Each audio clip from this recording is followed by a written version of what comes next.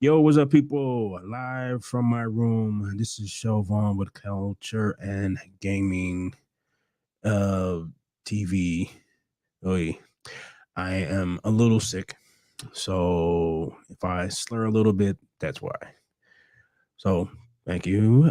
Welcome for thank you for joining me today. I don't know how long I'm gonna go today because I'm not like I said, I'm feeling better, but uh I had hoped to have I don't know, much more to talk about, but there's not really much to talk about today. The usual drama from Disney and various other things that I kind of don't want to talk about. But I am just so this is going to be kind of a chill thing today. So I'm going to do a couple of reactions, read a little bit of pop culture, and keep it pushing. All right. So the first thing I'm going to talk about is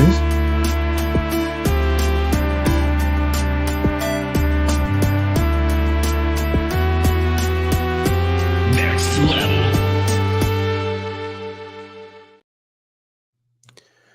All right. Rockstar is finally releasing a trailer for GTA 6. It's all right, according to IGN, it's gonna be this Tuesday, December the 5th at around 9. This is the tweet that they put out. The setting, the rumor is that it's going to be in Miami, and the picture that they put up there pretty much confirms that. Because there's not too many places that have palm trees, and they already did California. So there's a lot of rumors about it. One is that the protagonist is female, which I don't really care about.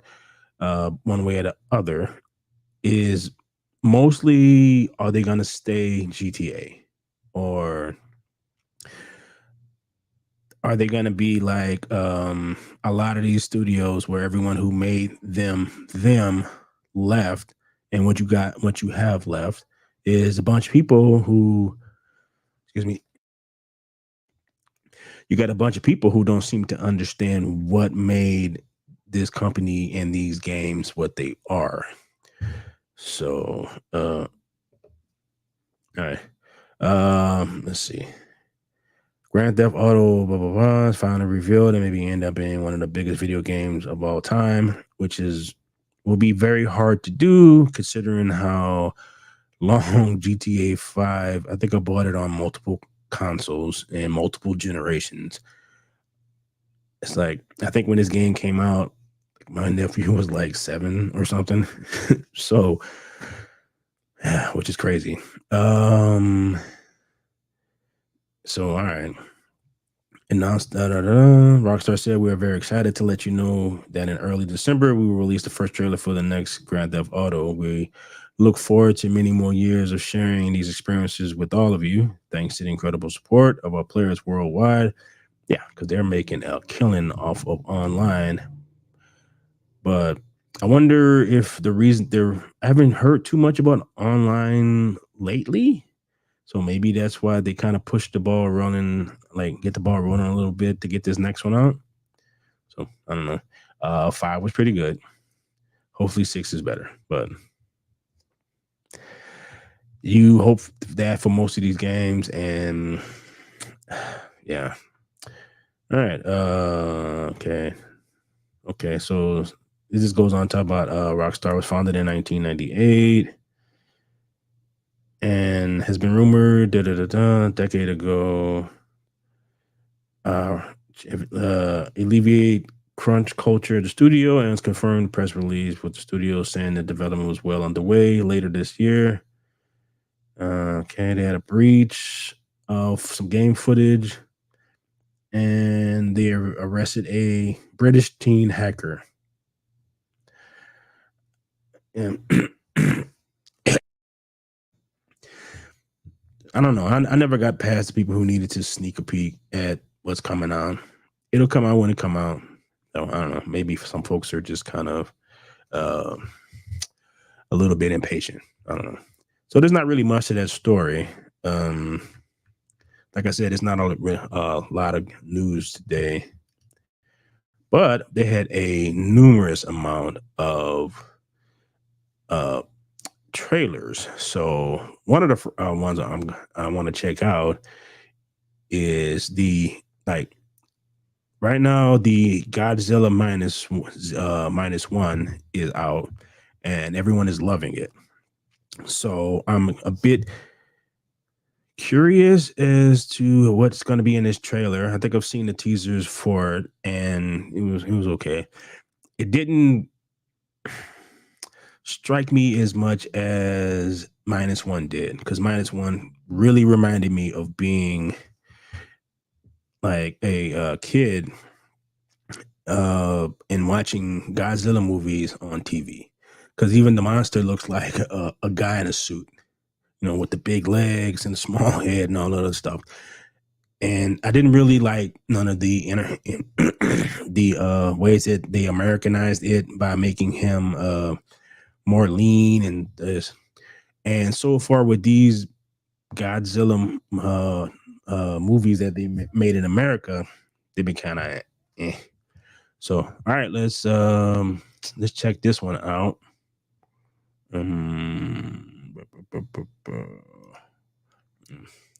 Probably should share it. That will probably help out a bit. All right. Make that bigger. All right. So let's check this out.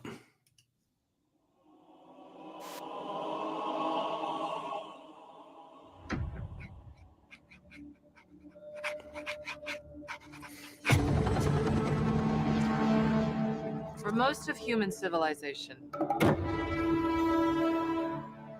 we believed that life could only exist on the surface of our planet.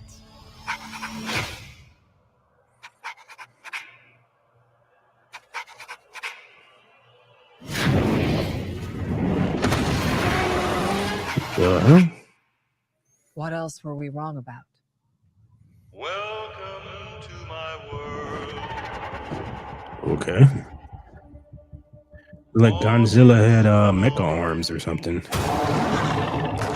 Not Godzilla. Oh, like I said, King Kong. What the?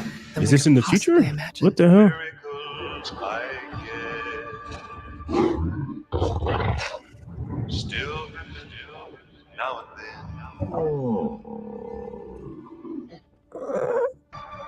Baby What King is Kong. that? That's not Kong.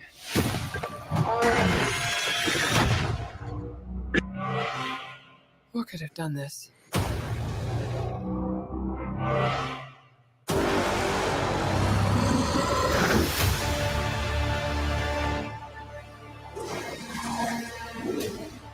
What's it? Giant friggin'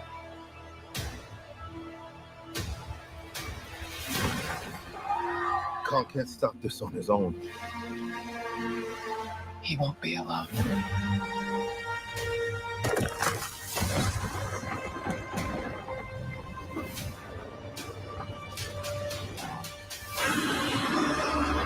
what the?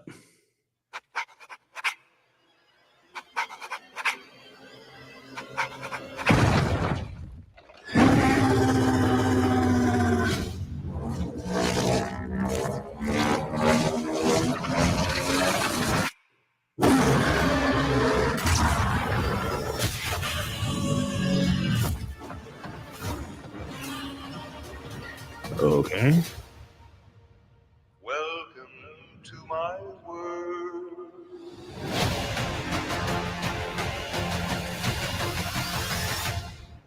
Is that a mini Kong?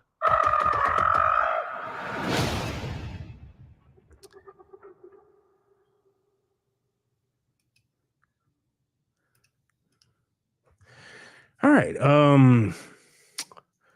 Okay. That looks like a CGI slogfest.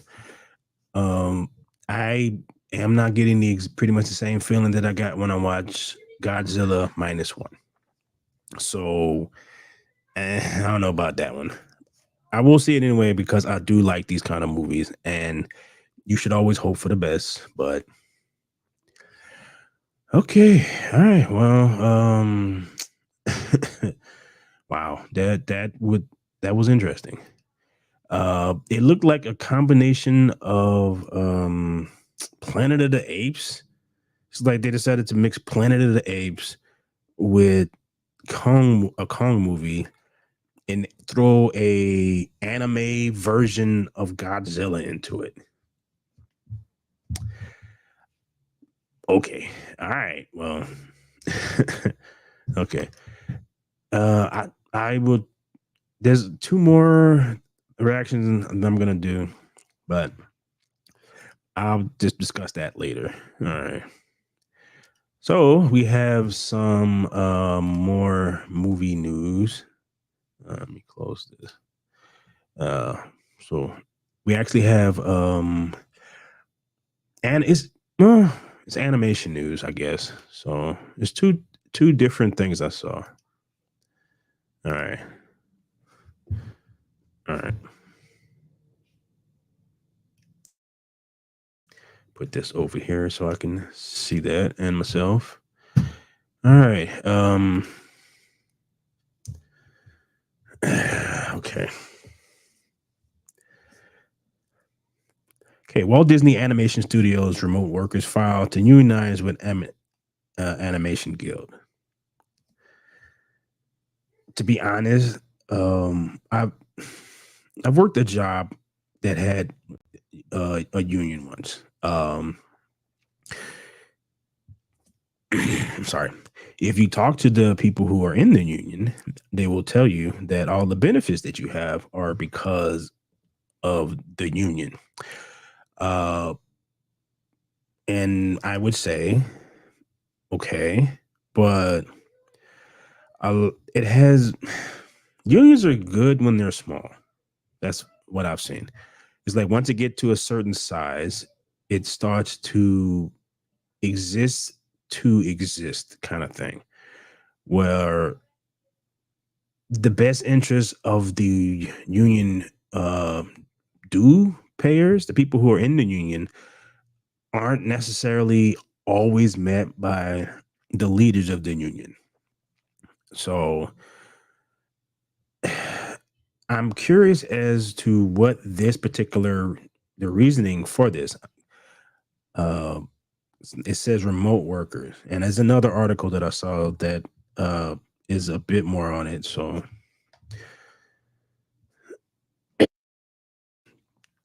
history was made this week when a group of 10, okay, remote workers and 6 to 10 people. Really? You wrote an article about, okay. Filed to unionize with the international. See, that's what I meant. This like the connection to this is very thin, kind of deal. It's like the International Alliance of Theatrical Stage Employees. What about that says anything about computer animation? Like nothing. But they will gladly take these people on just probably to get more dues. Because like I said, I'm not the biggest union fan. If you're in a union, knock yourself out. It's like you're gonna get screwed either way, and I'd rather get screwed based off of the decisions that I made, not so much on what somebody else made. All right. Okay. The workers requested union recognition from the studio and have filed with the National Labor Relations Board for an official unionization election.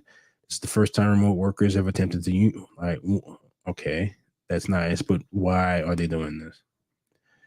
Okay. The movement marks a significant shift in the IATSE and TAG strategies as organizations to work to protect as many animation workers as possible.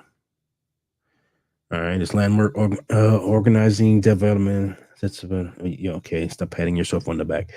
Why are they doing this? The Animation Guild. Okay, yeah. This is corporate speak. Tags remote worker organization motivated by basic principle. Artists and writers who do the same work for the same studios should have the same rights, standards on the job, regardless to where they live. Walt Disney Animation Studios and other union studios in LA have shown for years that world-class animation work can continue to be done remotely. Okay. Okay. The Animation Guild has invited all remote animation workers interested in union membership, regardless to the studio, to contact. Okay. 2023 has been a landmark year. Okay. Why are they doing this? Wow. So you're just not going to say why the hell they're doing this?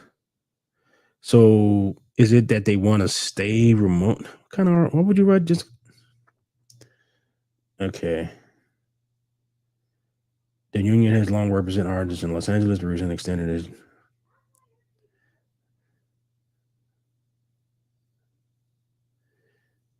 Yeah, I don't. Okay, why? Why are these 10 people trying to? Okay, there seems to be, and all right. I'm kind of guessing at this. From the sounds of what their statements of the unions were, sounds like they want to be all right, paid the same as the folks who are like in the studio kind of thing. But the thing about it, and um hmm, how can I say this? There is something to being a creative in a group setting. All right. So while you may have an idea on your own, uh sometimes you need to bounce it off of other people, and it's far you get more accomplished by being in a work environment when you're around other people. You know, you have to get dressed, drink coffee, drive over to this place, and you're sitting in a cubicle air type area. And I think this is what Elon Musk's uh, issue with the when he took over Twitter and he had a bunch of remote workers and they wanted to stay that way. And he was like, nah, you got to come to work because there's something about you have an idea and you're just turning around and talking to your fellow coworker and bouncing it off of them. And then they in turn give you their input. And then you can quickly get the input of multiple people. Whereas remote work, you can't really do that. So you're just kind of like there's a lot of missing elements to what you're doing. You're just kind of just doing a thing and then you turning it in. And so you're not 100% with the whole thing. Now, I may be wrong, but this is just my opinion. But there's a lot that you're missing. What it kind of reminds me of is why music nowadays, and I know this is a side note, but the way music used to work is you would have a drummer, you'd have a room, it'd be a room full of people. It'd be drummer, bass player, keyboardist, you got a singer, blah blah blah. And you get one song going. You get like the drummer or bass player will start playing something, and then eventually he will get a vibe, and then that vibe will be passed along to everyone else. And it's like there's a song by War. Uh, can I off the top of my head, I can't remember what the name of the song is. But the whole vibe of the song came about because the drummer was actually playing the like on the up note. He was putting emphasis on the upbeat and not the downbeat. So that gives it a different flavor. So by him doing that and him realizing that he's doing that, the other band members were playing the song adjusted themselves to what he was doing. Right. So it was a spontaneous thing. And you got a classic song out of that because of a guy's mistake. And you have the same thing when you are working in a group environment with other people. Whereas you're a writer or artist or whatever it is, you could be doing something and it could be a mistake of that's what you're doing, but it sparks an idea with someone else. Whereas when you're by yourself, you would take that idea. It's like if that guy was producing by himself, he would go, "Oh man, and he would change the beat back to what it was, and everything would be playing normally, and you wouldn't have got that song. So there's another article, and it's another article about this. So I don't know. Okay. All right.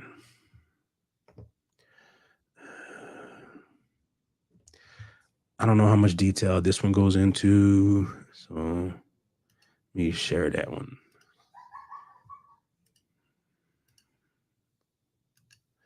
Okay.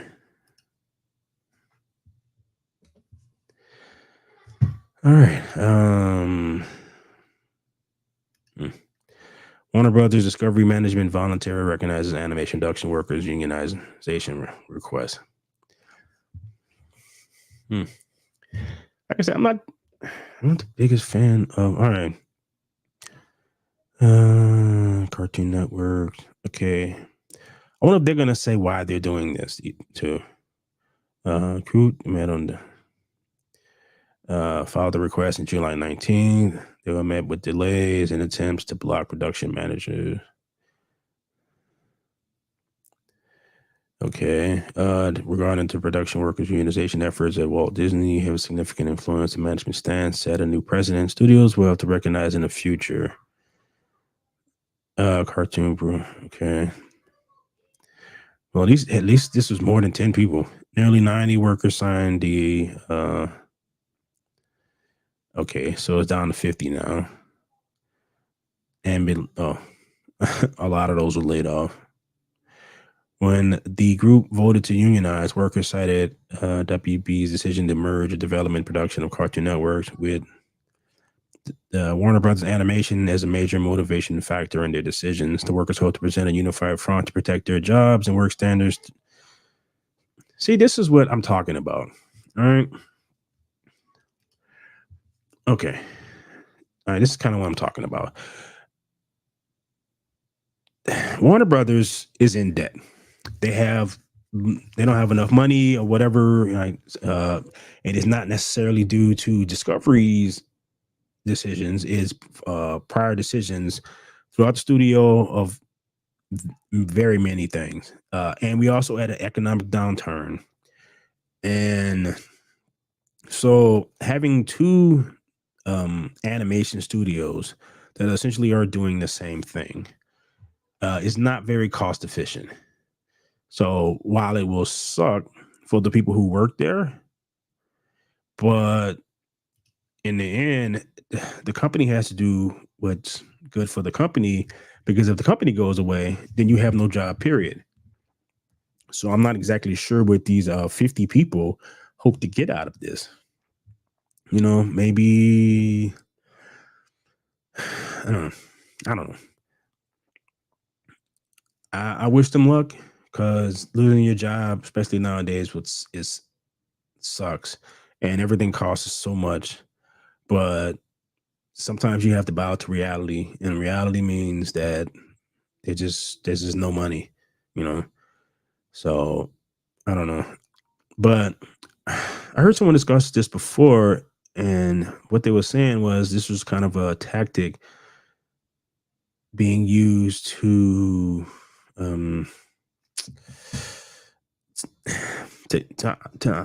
to force, I guess, money from these companies under the pretense that they have more money than they are saying, kind of thing. So I don't know, but good luck, So that's all I can say.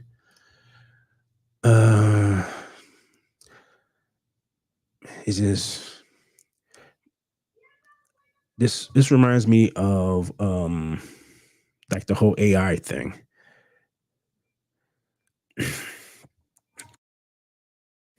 Well, this is you gotta, at some point you have to get into it is what it is mindset. You have to be able to recognize when things are what they are and can't really be changed, and what to do about it. It's like, I read an article about Jeffrey Katzenberg. He used to run DreamWorks, and he was saying about how the prompting thing for Like the prompting for AI is going to be an additional to the animation process. So a lot of the minutia things are going to be taken care of by the computer. Will that make things better? I don't know. I don't know. If you compare and contrast what they probably paid for that trailer that I just watched, as opposed to what supposedly they paid for the Godzilla minus one, it's not even close because that's probably like $200, and it looks like a $200 mess. Everything is CGI. Everything looks fake, and it gives me no feeling. So when I look at it, it just looks like every other thing that they made. So the addition to computer stuff, eh, I don't think it's better. I prefer 2D animation myself.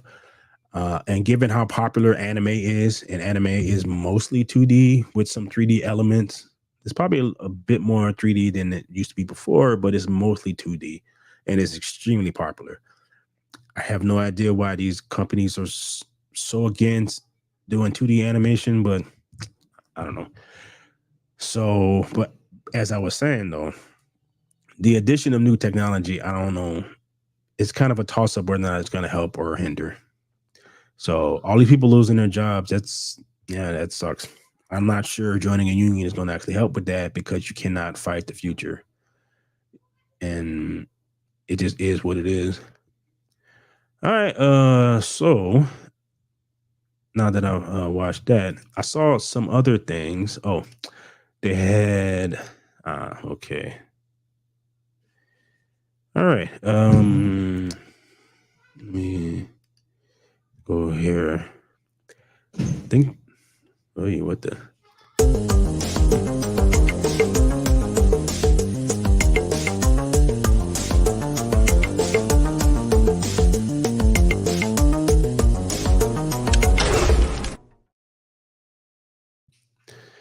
All right. Let's see.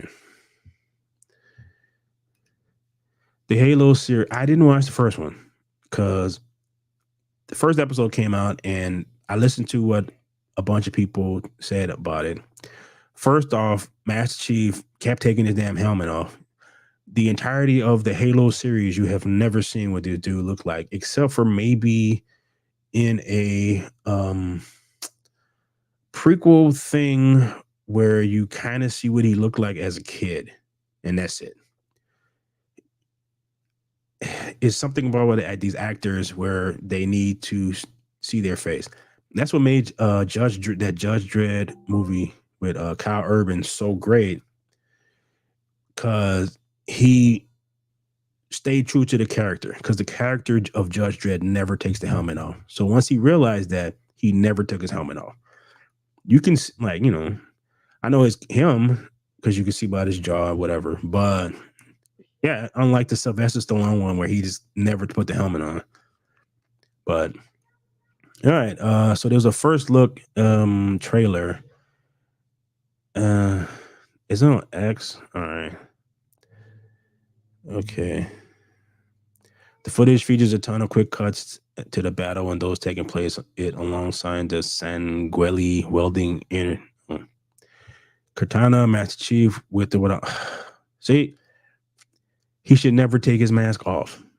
That's why you lose me. As soon as it's like, yeah, as soon as someone was telling me that and just all the other craziness, it isn't perfect adaptation of the games, but it ultimately succeeds in expanding the universe. No, this is IGN's ridiculous takes on these things. If you are not true to the source material, how can you expand on the universe? You're just not telling you're telling your own thing. And so I wonder if I can find this on YouTube. Okay, Halo season 2. See if I can find this. Okay, all right. So let's check this out. It's not that long. It's like a minute, whatever long. Share this tab instead. All right. You deserve the truth. Dude, I don't need to see your face. Don't need to see her face. Is at our gates. Their numbers are overwhelming. Anyone Okay. who makes this stand with us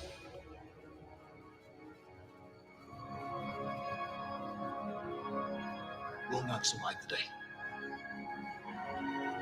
For every moment that we hold the enemy at bay,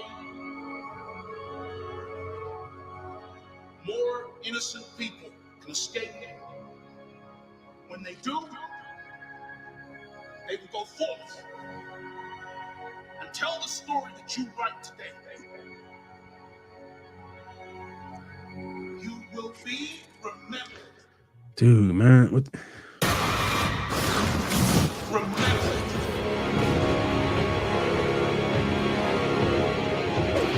Remembered.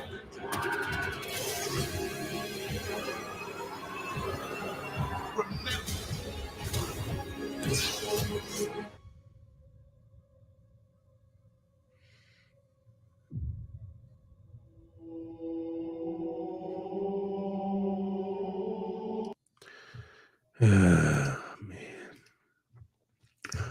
All right. So it looked like they took every criticism that the people had with the first one and just basically went, we're going to do it our own way. The first thing you see in the trailer is him with his freaking helmet off. You never see Master Chief without his helmet off. Ever. Like, never.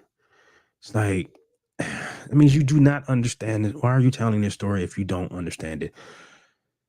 The whole point of this whole thing is like, all right, this is the backstory of the Halo universe.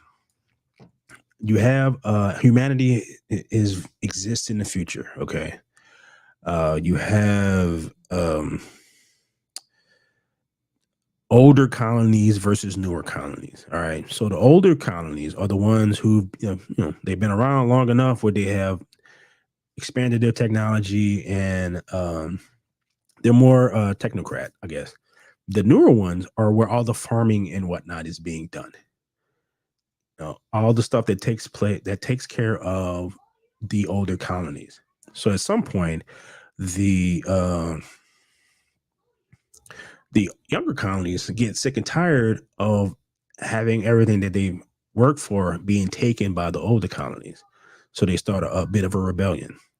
What Master Chief and the other Spartans are, they were created to fight them.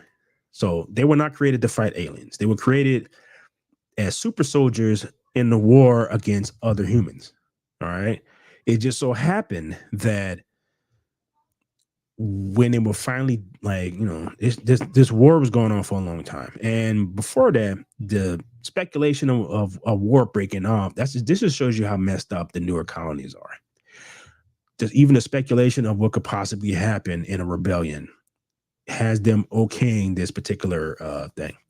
So this lady that they show, and I don't even see her, is like they kept showing some young people. The lady who is basically like their mother is an older lady who essentially kidnapped all these kids.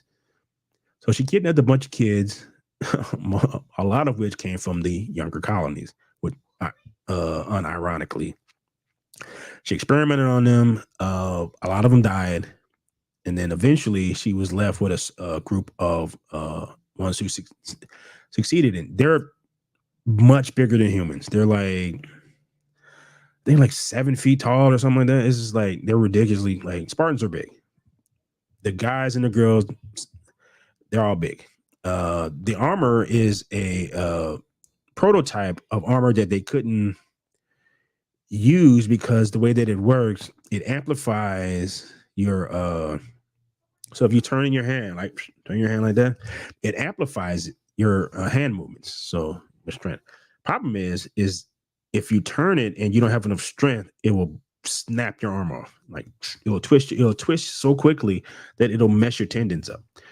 So the only people who could actually use this armor are the genetically enhanced people. So it's two different technologies at the same, actually three, but two different technologies that were happening at the same time that they couldn't use one until they realized that her experiments were actually working. So they were able to use the armor with her with that.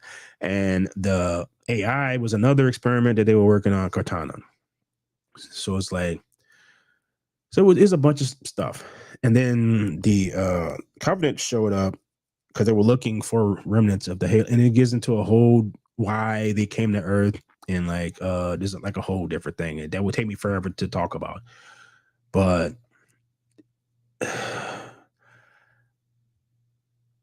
if you truly want to understand what it's like to be human in the Halo universe, then there's a game called ODST where you're just a regular trooper. And a lot of people didn't like it because you lost out on all the Master Chiefness of the Halo game. You're just a regular dude, and yeah, you died very easily because it's just kind of how it was. So this is just another show where they do not understand the character, don't seem the character, they don't understand the character, and they just gonna do their thing. So I'm probably not gonna watch this one like I didn't watch the first one. All right. What else? So freaking IGN. All right, so there's a Fallout show. All right, let me show that. All right, all right, here we go. Fallout show creators envision Prime Video series as Fallout 5. Okay, so what does that mean? Speaking during a roundtable interview at CCHP, creators of Prime Video Fallout series is thinking this is a new show as their Fallout 5.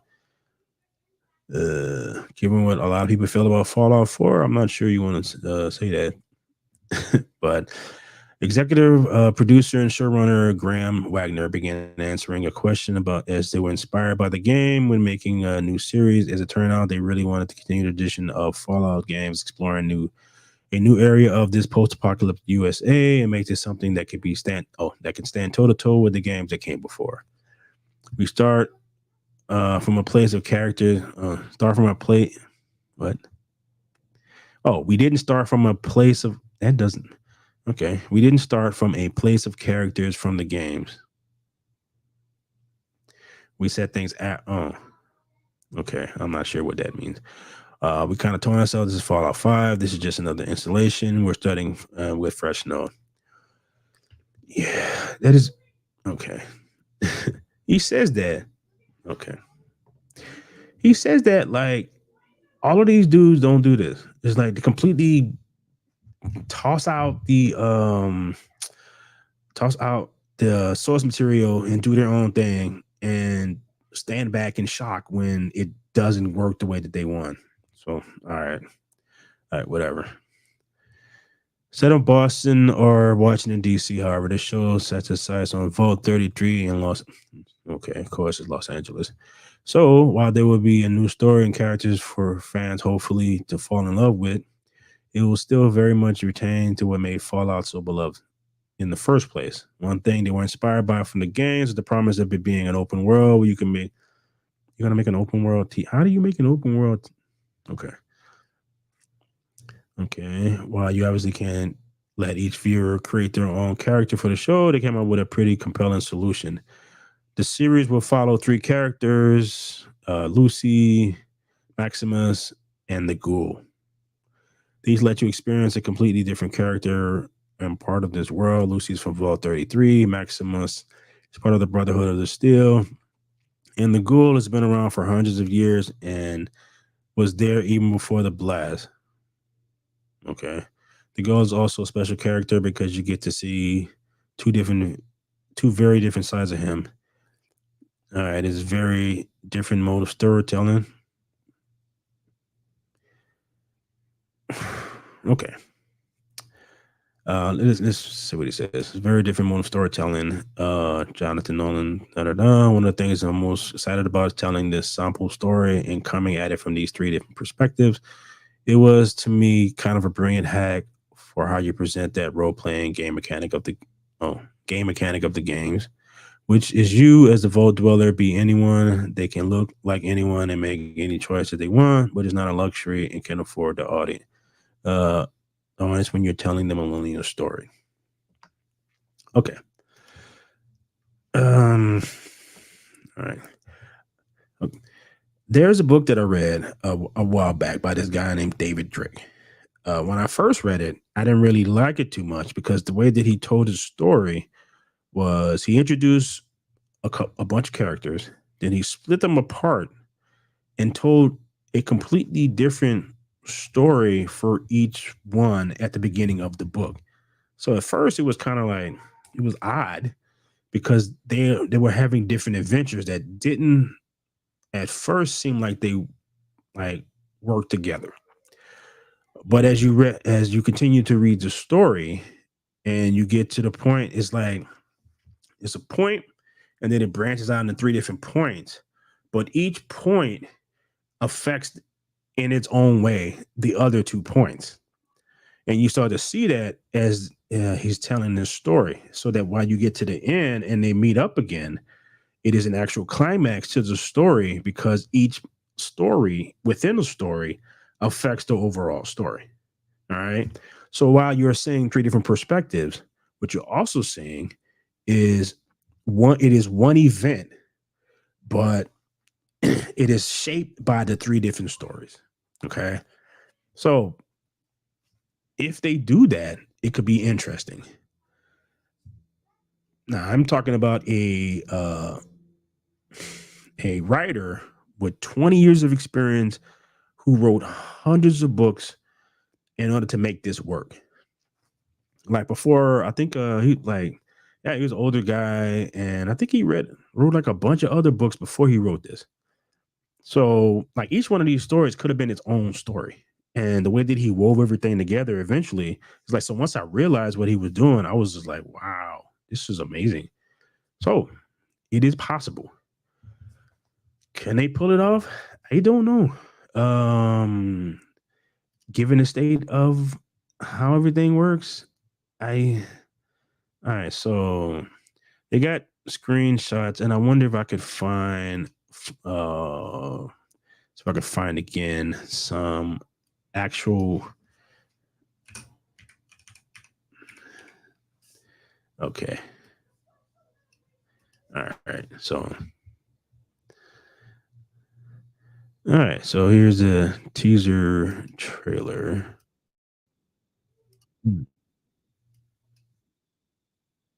Stop. All right, share this tab instead.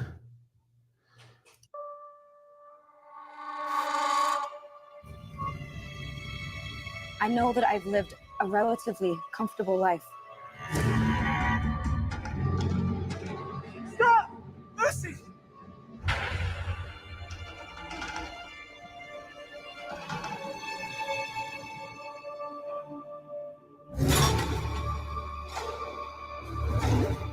You need to go home. Vault dwellers are an endangered species.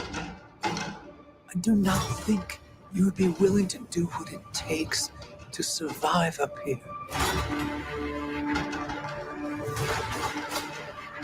If you insist on staying, then you will have to adapt.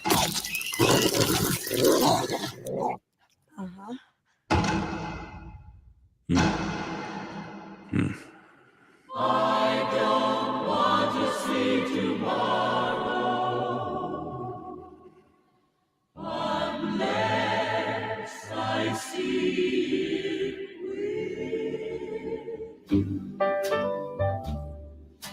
Tomorrow, so they say, will be a lovely day. A bright new sun will suddenly break through. But I don't want to see tomorrow unless I see it with you.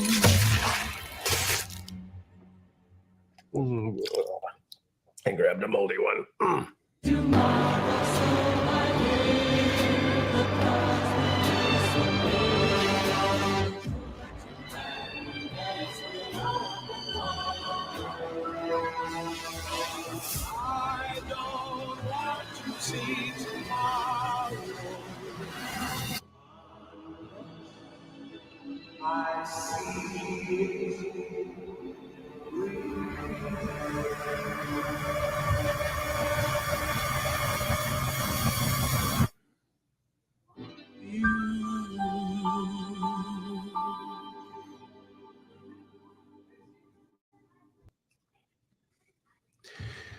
All right.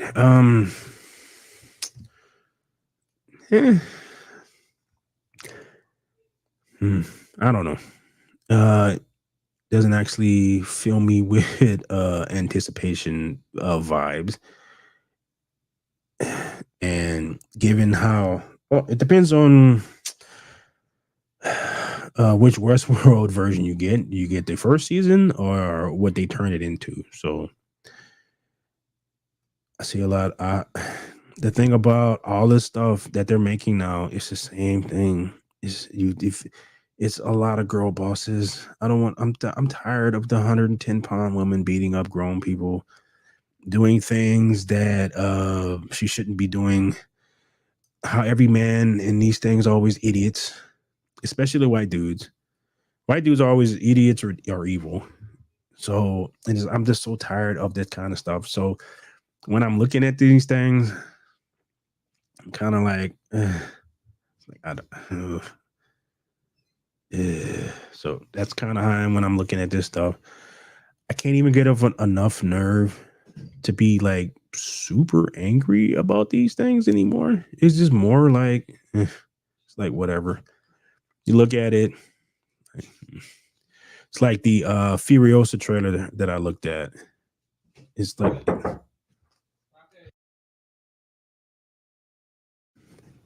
it's like the Furiosa trailer that I saw. It's just basically girl Mad Max.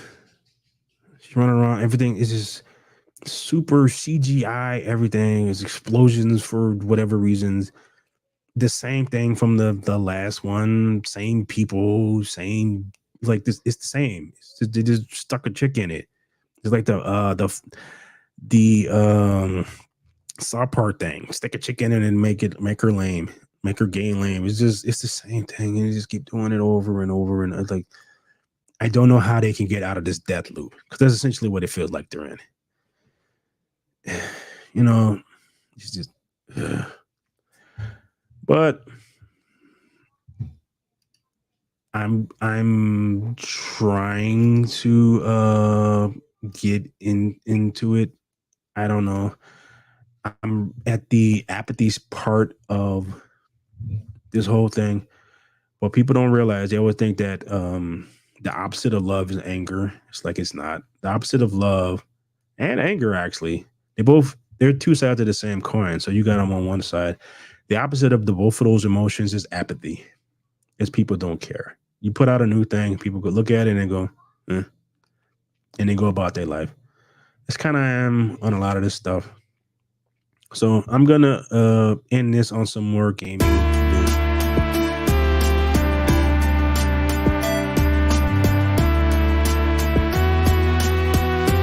Next level. All right. This is I've been hearing some interesting rumors. And I'm make myself a little bigger. So I've been hearing some interesting rumors about Xbox as of late. One of which it was an article that I read. It was about how the Xbox is selling like the amount of units that they're selling in Europe is down like a lot. And so whenever you hear about like the units sold or whatever, and it was they put PlayStation 5, blah blah blah, and they try to come up with the reasoning why. It's always lack of games, right? But whenever anybody tells me that, I kind of look at them as like, but none of them have a lot of games. Maybe the Switch, because the Switch has been around for a while. But actually, if you think about it, PlayStation has like what 10, 15 games maybe. And you compare this to how the previous, like especially the 360 PS3 generation. Oh my god, it's 20. Like you get 20 very good games every year. Now it's like maybe 4 or 5. and then a lot of those games are multi-system. It's like Elden Ring's multi-system. The Harry Potter game is multi-system. Yeah, Sony has Horizon, which I hated the DLC. Ugh. But they had actually I'm like Spider-Man. Spider-Man looks like more of the same. And I've heard mixed reviews on that. So I'm not really that interested in playing that right now. But no, the Sony games that they hit really good, and Microsoft doesn't have any of those. It's probably why they spend so much money buying all these studios. But the one thing that Microsoft does have is Game Pass, and Game Pass is like actually for what you get, especially now because you know how there's like almost no games out for like either system. I mean, I bought the when I had the choice, I bought the PlayStation 5 because I didn't really have options. I could have got both, but well, not both, but I could have got either. At the time, I only was able to get the PlayStation 5, and then like a little bit later, uh, I was able to get the Xbox Series X, but I didn't have any money for it, and there was no games. There was no games for either one of them really. So that's what I have a PlayStation 5. But in hindsight, like mm, I am gonna buy the other one at some point. It's just I like having both systems, so I don't have to worry about this stupid console war nonsense. But let's read this article and then I think I'm gonna head out. All right, let's see. It's a couple of days after Xbox Chief Financial Officer Tim Stewart reiterated the hopes to get Game Pass on computer platforms like PlayStation and Nintendo. Microsoft Gaming CEO has doubled back on that. In a new interview with Windows Central, Spencer was asked about Stewart's comments, and I mentioned this to bring our first party experiences and our subscription services to every screen that can play games. Which, the funniest thing about all of this is people act like Sony, Microsoft, and Nintendo are actually doing things the same way. Like they're not.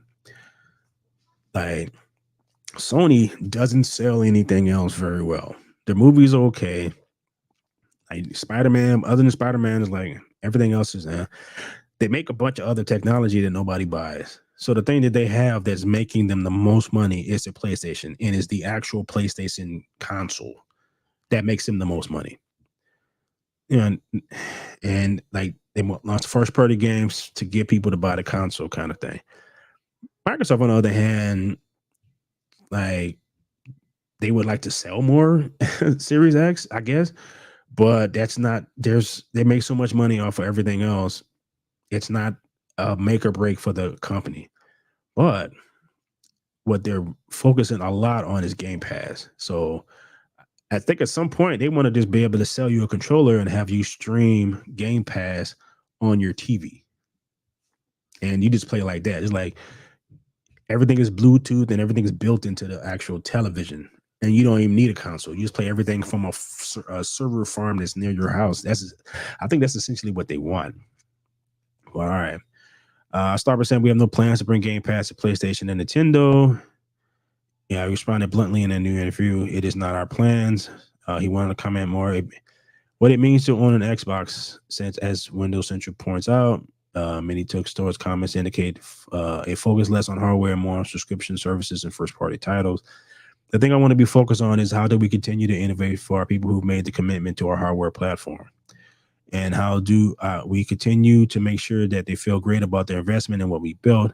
I want us to continue to innovate so people on our console feel like they're making an investment in consoles that match their commitment they're making to us. Getting Game Pass on platforms beyond Xbox consoles and Windows PCs is a topic that's come up before, and calling it a long-term goal. See, for Xbox in 2019 before doubling back on it a year later. In his recent comments, Stewart said the completion of want to expedite the process, making Game Pass available to everyone. Okay. All right. Well, yeah, a short article, but yeah, like I said, like of all the systems that I've owned, I guess I would, is for me. My order will be Xbox because I just like the controller. I like the operating system is controller. I think is better. I hate this stupid resistive trigger on the PlayStation and then like their stupid gimmicks. Because what's weird is when you do gimmicks in your games, like you can stream because I have a fairly like since I fixed my internet issues, I can stream games on my PlayStation now, and you play an older game like a PlayStation 3 game, and you get to a part where you got to use the 6 axis. I'm like, well, it's kind of made in like they kind of put it in the new PlayStation controller, but not really, so it doesn't work well. And there's aspects of older games that it just won't work right. So yeah, which dates your games. And Sony was living off the gimmicks. I know Xbox is living off the gimmicks too, but not as much. Not as much in Nintendo, but not so much. So you can actually play older Xbox games without having to worry about all that stupid stuff. Um, so my preference is to place. I'm a console gamer first. PC, I'm getting back into that a little bit, but yeah, I'm a Xbox guy. So I like having a PlayStation so I can play PlayStation games. But in terms of what is my go-to like primary system would be, is Xbox. So basically who he's talking about. So I don't know. All right. Well, I managed to make it through this particular episode. Didn't cough too much, none of that fun stuff. So so all right. Uh I will check y'all later. And I would like to say peace. Oh, if you're checking out this live stream as a video later, please like and share and subscribe and all that fun stuff. So thank you and see you.